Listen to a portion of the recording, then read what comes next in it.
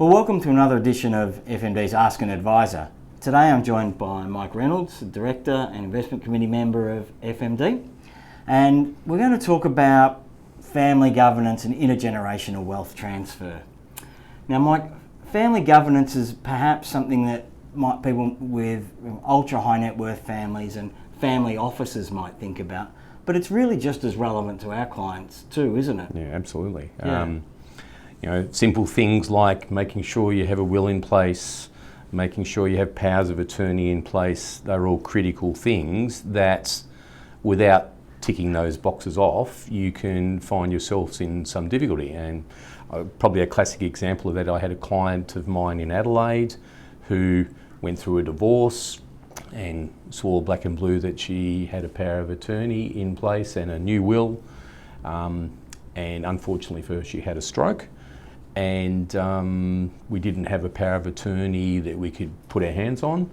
And she spent nearly a year in a rehab facility waiting to get approval through the court system to be able to, someone could make a decision as to, because she couldn't go home.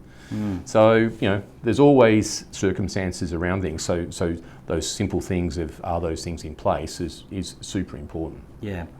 And then when it comes for preparing for transfer to the next generation, what's really important there? Well, I think every family's circumstances are different. Yeah. And some people will have more assets than others, and some people will have businesses and investment properties, sometimes family trusts.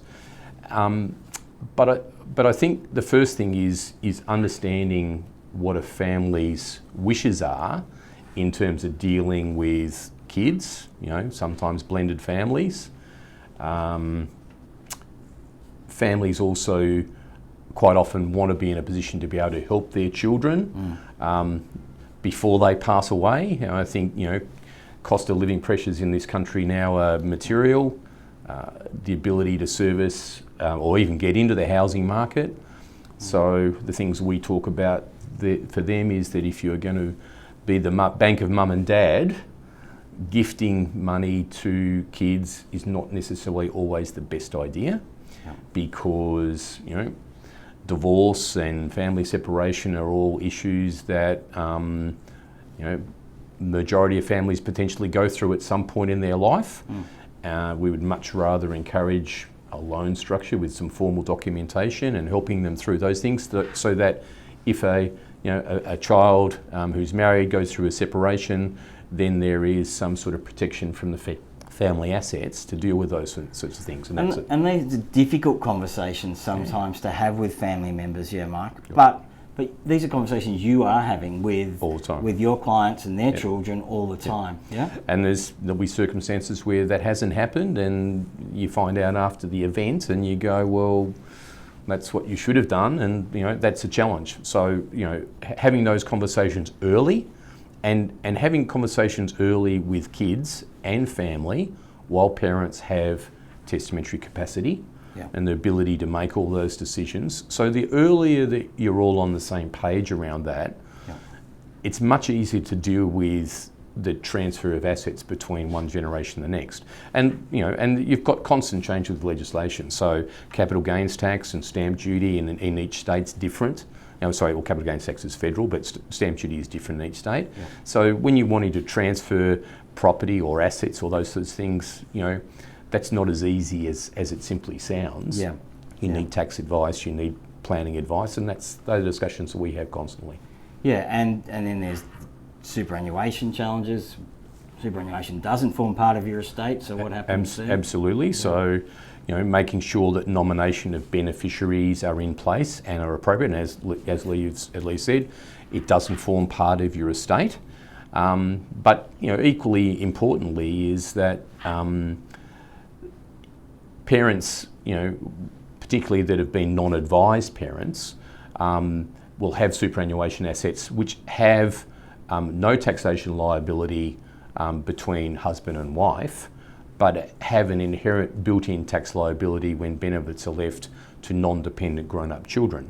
So being able to look at those things understand those things, make sure kids in the future understand those things, you can actually manage that process in a much more efficient way. And that's why we are always on the front foot of trying to have conversations with children of clients, future beneficiaries of our clients, so as we can manage that transfer of assets in the most tax efficient and a way that the parents want those things to go. Yeah. So I think your message today, Mike, is that this should be a part of your review conversation. These conversations should always be, don't be afraid to engage with your advisor about these topics. Don't be afraid to seek their counsel, and that you can also, act, because these conversations are difficult, you can act not necessarily as a mediator, but a facilitator of some of these conversations between families. And we won't always have the 100% solution for every circumstances, and that's where we would then engage the legal specialists that we need to bring in to deal with those things. We've got a great network of lawyers and accountants that fill specialties in the parts of the advice that we don't provide, and absolutely facilitate that.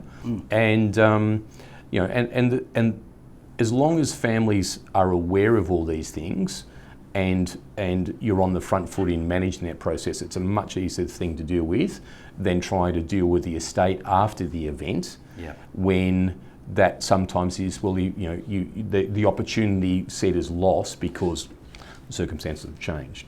So it's a simple thing. Have a conversation, understand where everything fits, and then have a plan moving forward that you can manage all those things, including transfer of wealth, aged care requirements. How do you fund those things? We've got a team of experts in our aged care facilities, so that's it's all part of the journey. Yeah, I think that's it, Mike. That's fantastic. Thank you very much for joining us today. Hope that answered some questions. And the message is, please pick it up with your advisor if you've got any worries about any of those things, or if you're not a client of FMD and you're interested in learning about those things, book yourself an appointment on the website.